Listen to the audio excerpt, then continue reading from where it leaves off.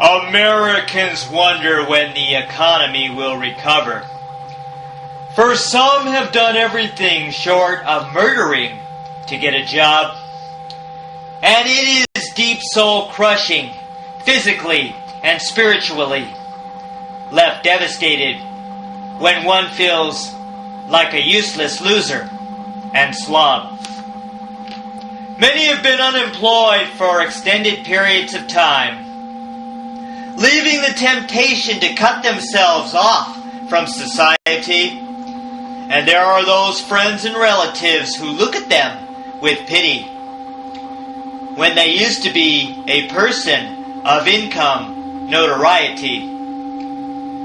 A few businesses survive when America is in decline, while not producing enough jobs as labor is sent out the door.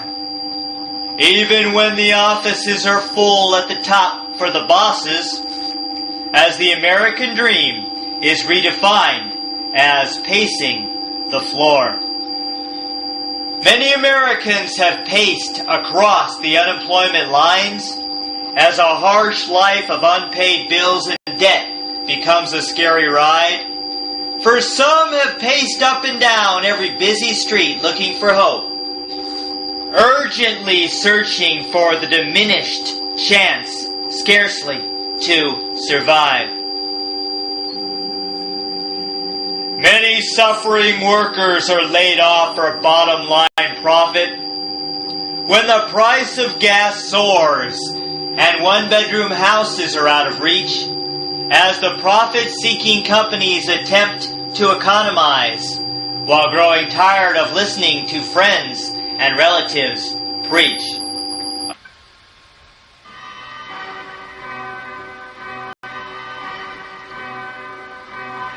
Americans know that times have become extremely difficult, and no one knows when the harsh decline in the GDP will change. While some think elections and new candidates will ease the torture and coerce out big money in the billions on the stock exchange.